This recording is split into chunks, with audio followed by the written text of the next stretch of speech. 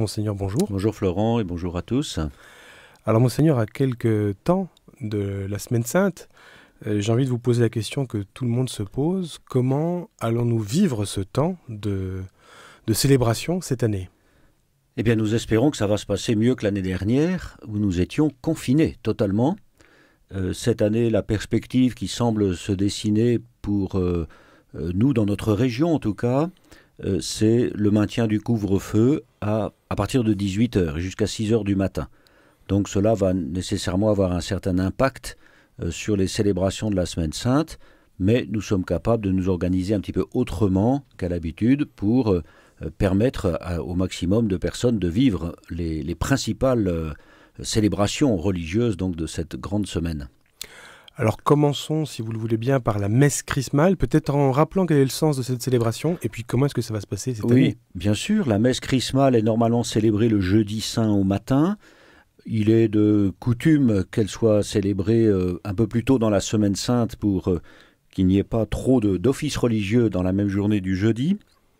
Et c'est la messe présidée par l'évêque qui rassemble le peuple de Dieu le plus largement possible. Et au cours de cette messe, il y a deux actions principales. La première, c'est que les prêtres, enfin l'évêque, les prêtres et les diacres, donc les ministres ordonnés, sont appelés à renouveler les engagements de leur ordination. Et puis, deuxième chose, c'est que l'évêque consacre le Saint-Crème, qui sert à la célébration des baptêmes, des confirmations, des ordinations ou des dédicaces d'église ou consécration d'autel. Et puis il bénit l'huile des catéchumènes et l'huile des malades.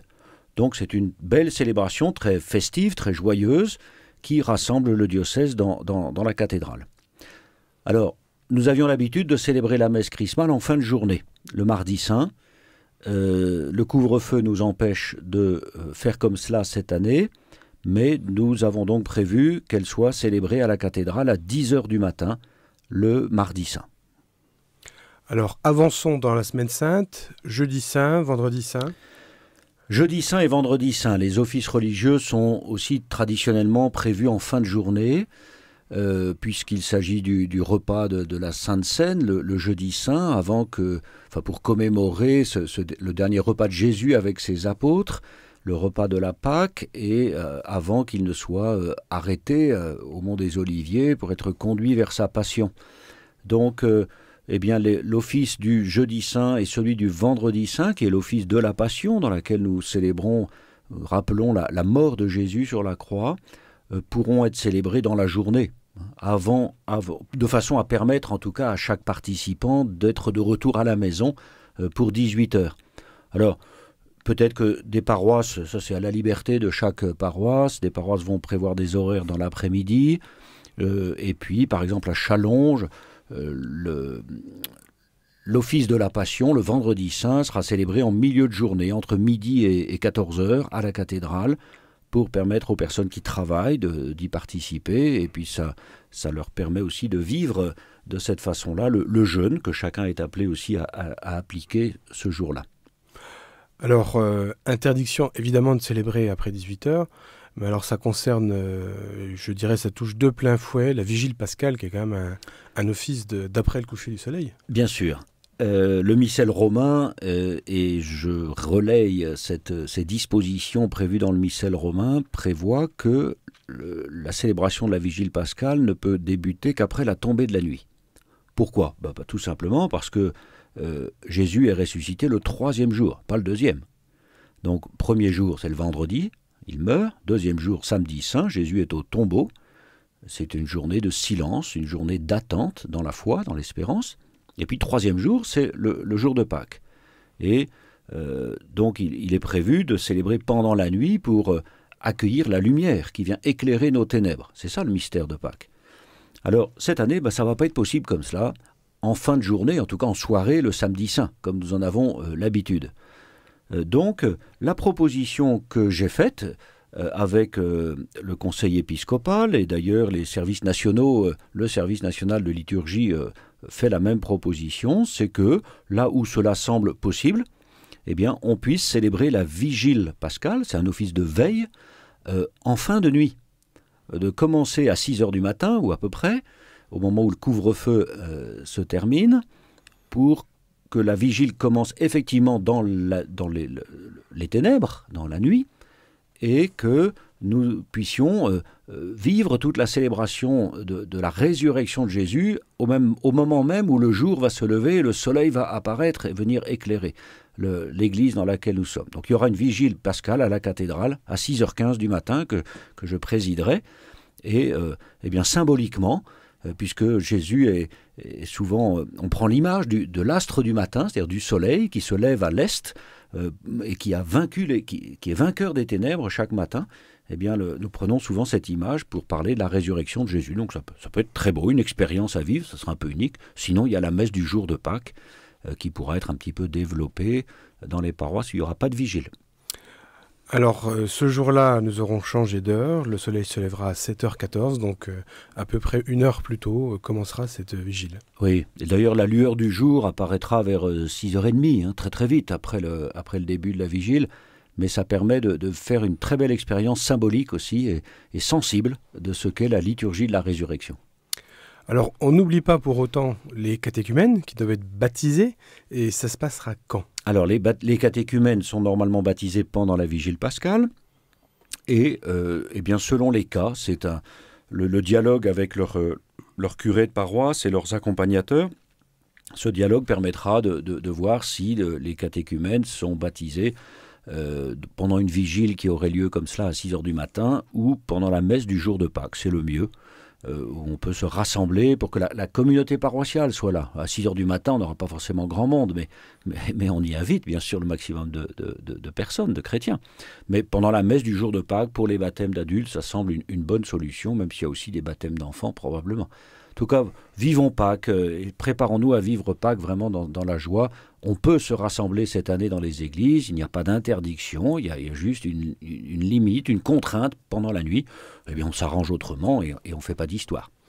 Et on garde le même principe des distances, des masques, etc. Ça, c'est le respect des gestes qu'on appelle toujours barrières, mais c'est important de persévérer avec patience jusqu'au jour où peut-être tout cela va pouvoir s'alléger un petit peu. En tout cas, on l'espère. Alors, une question technique, parce que je pense que certains de nos auditeurs vont se la poser. Si on participe à la vigile pascale, est-ce qu'on a le droit ou pas d'aller à la messe du jour ? Parce qu'on va à la messe 2 fois, on va qu'à une des deux. Ça se passe comment ? Lorsqu'on participe à la vigile pascale la veille au soir, c'est effectivement, il y a la possibilité de communier et le samedi soir et le dimanche matin. Là, vous me posez une question, je n'y avais pas réfléchi. Je pense que si on a vécu toute la vigile pascale à 6h15 du matin, eh bien, ça fait office de messe du jour de Pâques. On ne va pas non plus en rajouter. D'accord, je vous remercie.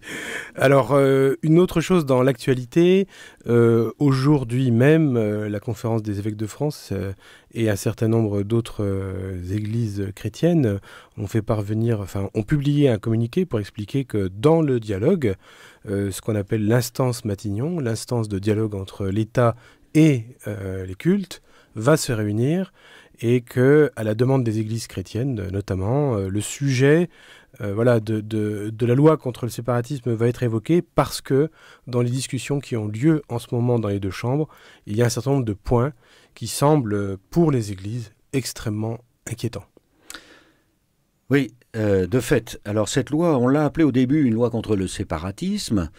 Et le président de la République avait bien ciblé et défini de quel séparatisme il s'agissait principalement.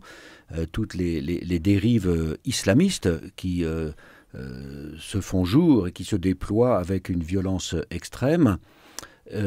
En tout cas, le titre de la loi a évolué. Il s'agit maintenant d'une loi visant à garantir les principes de la République, etc.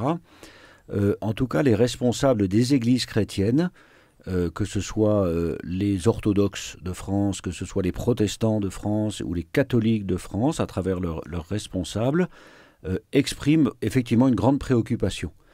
En fait, de quoi s'agit-il dans ce projet de loi qui est en discussion, qui est déjà passé à l'Assemblée nationale? Il s'agit finalement d'une révision de la loi de 1905. Alors nous savons que cette loi de 1905, elle est apparue dans un contexte très tendue. Bon, du côté des protestants, elle a été mieux accueillie parce que ils étaient plus à demander effectivement l'acquisition de liberté. Du côté catholique, c'était aussi inscrit dans une histoire où l'Église catholique avait une très large influence sur la société en France. Et il a semblé à ce moment-là, dans un contexte assez anticlérical, que cette loi visait à mettre l'Église un petit peu de côté. Et donc, plus d'un siècle après, je crois que unanimement, on peut reconnaître que cette loi est plus une loi de liberté, parce que toute la jurisprudence du Conseil d'État l'a démontré d'ailleurs au fil des années. Donc, il s'agit d'une loi de séparation des églises et de l'État. En fait, cette loi mettait fin au concordat. Le concordat qui avait été défini au tout début du XIXe par Napoléon. Donc, plus d'accord, il n'y a plus de religion d'État, et l'État ne s'immisce pas dans la vie des religions, dans la vie des cultes. Tout le monde s'est accommodé de ce fonctionnement-là. Aujourd'hui, il semble que ce projet de loi nous fasse passer d'une loi de séparation des églises et de l'État, ce qui est vraiment le cadre laïque, de la laïcité, tel qu'on l'entend souvent, et c'est ça vraiment le sens premier de ce mot-là, passer d'une loi de séparation des églises et de l'État à une loi de supervision des églises par l'État. Puisque le projet de loi comporte par exemple une mesure qui indique que tous les 5 ans, c'est le préfet qui définirait si telle ou telle association est toujours cultuelle ou pas. Et nous estimons être ainsi mis sous un contrôle de l'État qui n'a pas à se prononcer pour savoir si nous sommes le culte catholique ou pas le culte catholique. Tout cela, en plus, a été défini dans des accords diplomatiques après la Première Guerre mondiale. Donc, nous voulons exprimer cela, plus des préoccupations sur la liberté d'expression. Dans nos lieux de culte, nous pouvons, parce que nous sommes chrétiens, nous nous référons à l'Évangile, exprimer une opinion qui est contraire à l'opinion générale ou à la volonté politique de l'État ou du législateur. Ça fait partie de la liberté d'expression, liberté de culte. Enfin, vous voyez, toutes sortes de mesures comme cela, nous exprimons notre préoccupation pour continuer ce dialogue avec le législateur, avec les responsables de l'État, et leur demander de ne pas faire payer par tous les cultes les difficultés que représentent les dérives de tel ou tel culte. C'est un peu comme dans le train, il y a des terroristes, mais alors tout le monde paye en termes de contraintes, on va dire, les lois et règlements qui sont mis en place. Mais là, ça va au-delà, c'est vraiment un changement de paradigme. Oui, c'est un changement de paradigme, encore une fois, on passe de la séparation à la supervision. Alors, on ne peut pas, dans la situation d'aujourd'hui où tous nous parlons de la laïcité et de la juste définition de la laïcité, de sa juste mise en œuvre, juste application dans la société, c'est-à-dire que, encore une fois, il n'y a pas de religion d'État, l'État ne paye pas les ministres du culte, chaque culte est autonome, doit s'organiser, et tant qu'il ne trouble pas l'ordre public, l'État n'a pas à interférer dans son organisation. Là, ce qui est surprenant, c'est que l'État semble vouloir exercer cette supervision, ce contrôle sur tous les cultes à la fois, de même que nous avons vu aussi ces derniers temps l'État prétendre organiser le culte musulman en France, ce qui est assez étonnant dans ce contexte de laïcité, vous en conviendrez. Donc, je crois que notre attention doit être vraiment attirée par tout cela, cette évolution qui subrepticement avance et progresse, parce que nous croyons que nos libertés peuvent être un petit peu menacées par tout cela. Eh bien, nous resterons attentifs à l'évolution de ce projet de loi. Monseigneur Touvet, je vous remercie. Merci.